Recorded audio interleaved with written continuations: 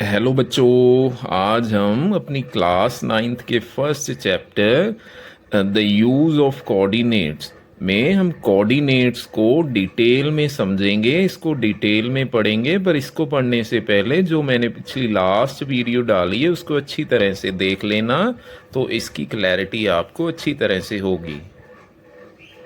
चलो हम शुरू करते हैं। इसमें हम सबसे पहले देखेंगे कि ये जो हमारे पास लाइन है, हम देखेंगे कि हॉरिजॉन्टल लाइन। हमारे पास एक हॉरिजॉन्टल लाइन होती है, ये है हमारी हॉरिजॉन्टल लाइन जिसको एक्स एक्सिस भी बोलते हैं। और हमारे पास एक लाइन होती है वर्टिकल लाइन जिसको हम वाई एक्सिस बोलते हैं, ये है हमारी वर्टिकल लाइन। इसको हम एक्स एक्सिस बोलते हैं और इसको हम वाई एक्सिस बोलते हैं।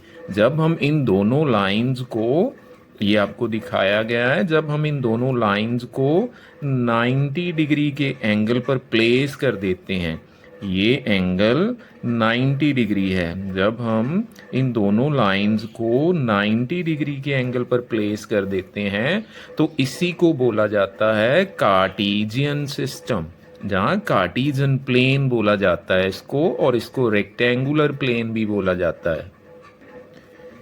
ये जो पॉइंट है जहां पर ये दोनों लाइनें आपस में कट करती हैं, ये जो पॉइंट है इसको ओरिजिन बोला जाता है।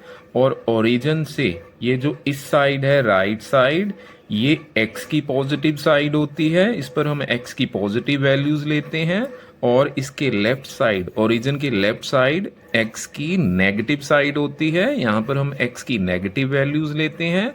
और इसी तरह ओरिजिन से ऊपर की साइड ये y की पॉजिटिव वैल्यूज होती है, y की पॉजिटिव साइड होती है। और इसी तरह ओरिजिन से नीचे ये डाउन साइड y की नेगेटिव साइड होती है, जहां पर हम y की नेगेटिव वैल्यूज लेते हैं, जैसे आपको इसमें दिखाया गया है। इस साइड पॉजिटिव वैल्यूज है x की 1 2 3 4, और इस साइड नेगेटिव वैल्यूज है -1 -2।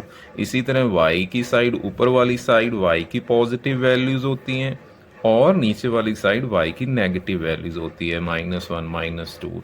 और ये जो पॉइंट होता है, ये जो ओरिजिन है, इसको हम 0 से लिखते हैं। और ये जो कार्टेशियन सिस्टम है, इसमें ये जो एक्स एक्सिस और वाई एक्सिस होती हैं, ये किसी प्लेन सरफेस को, जैसे ये प्लेन चीज है, ये प्लेन पेज है आपका, यहाँ पर मैंने ये दो लाइनें ड्रॉ की हैं। तो इसने क्या किया, इस प्लेन पेपर को 4 हिस्सों में डिवाइड कर दिया। एक ये हिस्सा है और एक ये हिस्सा, एक ये हिस्सा और एक ये हिस्सा। इनको बोलते हैं क्वाड्रेंट। इसको बोलते हैं फर्स्ट क्वाड्रेंट, इसको बोलते हैं सेकंड क्वाड्रेंट, ये थर्ड क्वाड्रेंट है, ये फोर्थ क्वाड्रेंट होता है। अब हम मूव करते हैं और देखते हैं कि कोऑर्डिनेट्स क्या होते हैं। कोऑर्डिनेट्स, अगर आप यहाँ से, यहाँ से ओरिजिन से सपोज करो आप x की डायरेक्शन इस साइड चलते हो, मैंने इस साइड चलना शुरू किया और मैं ये 1 यूनिट कंप्लीट कर रहा हूँ और ये 2 यूनिट कंप्लीट किए, और मैं यहाँ पर आया, ये मैंने x के 3 यूनिट कवर कर लिए। यहाँ से मैंने x के 3 यूनिट कवर कर लिए। और यहाँ से अगर मैं अब ऊपर की डायरेक्शन को ऐसे मूव करता हूँ, और मैंने ऊपर की डायरेक्शन को मूव किया, और ये y का मैंने 1 यूनिट कंप्लीट कर लिया यहाँ से, और ये यहाँ पर मैंने y के 2 यूनिट कंप्लीट कर लिए। और मैं यहाँ पर आकर अगर रुक जाता हूँ, यहाँ से मैंने चलना शुरू किया, मैंने 1 2 3, तो मैंने 3 यूनिट कवर किए x के।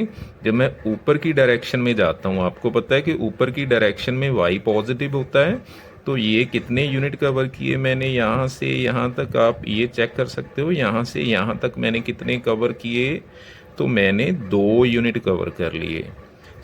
अभी इस पॉइंट के अगर मैं कोऑर्डिनेट देखना चाहूँ, जब हम इस पॉइंट के कोऑर्डिनेट्स लिखेंगे तो सबसे पहले हम ये जो x की डिस्टेंस कवर की है, जहां पर जैसे हमने ये 3 यूनिट कवर किए हैं, तो पहले हम x की वैल्यू लिखेंगे 3, और फिर हम यहाँ से जो हमने y की वैल्यू कवर की है, y के 2 यूनिट कवर किए, तो यहाँ पर लिखेंगे 2। तो ये जो दोनों वैल्यूज लिखी हुई हैं, यही इन्हीं को बोला जाता है इस पॉइंट के कोऑर्डिनेट। ये होता है इसका x कोऑर्डिनेट, इसको इसका x कोऑर्डिनेट बोलते हैं और इसको हम y कोऑर्डिनेट बोलते हैं। सो हर पॉइंट के दो कोऑर्डिनेट होते हैं, एक x कोऑर्डिनेट होता है, एक y कोऑर्डिनेट होता है। सो इसमें आप देख सकते हो कि दोनों की वैल्यूज पॉजिटिव हैं, क्योंकि इस साइड चले तो x पॉजिटिव आया था, ऊपर की साइड चले थे तो y पॉजिटिव आया था। तो फर्स्ट क्वाड्रेंट में आपके दोनों कोऑर्डिनेट होते हैं वो पॉजिटिव होते हैं। अभी हम सेकंड क्वाड्रेंट की बात करें तो यहाँ से अगर मैं यहाँ से चलना शुरू करता हूँ तो मान लो मैंने 4 यूनिट कवर कर लिए। सो यहाँ पर आया, सो इस साइड ये नेगेटिव साइड है, मैंने 4 यूनिट कवर किए और यहाँ से अगर मैं ऊपर की तरफ ऐसे मूव करता हूँ और मैंने 3 यूनिट कवर किए, यहाँ पर पहुँचता हूँ यहाँ पर, तो ये जो पॉइंट है एक्स के मैंने 4 यूनिट कवर किए और वाई के 1 2 और 3 यूनिट कवर किए। तो इस पॉइंट के अगर कोऑर्डिनेट लिखोगे तो पहले तो आप x की वैल्यू लिखोगे, x की वैल्यू है 4, तो यहाँ पर ये नेगेटिव साइड है तो मैं -4 लिखूंगा और ऊपर की तरफ y की वैल्यू पॉजिटिव होती है तो पॉजिटिव के 3 यूनिट कवर किए तो मैं लिखूंगा 3। सो ये पॉइंट होगा सेकंड क्वाड्रेंट में, इसमें x की वैल्यू आएगी नेगेटिव और y की वैल्यू आएगी पॉजिटिव।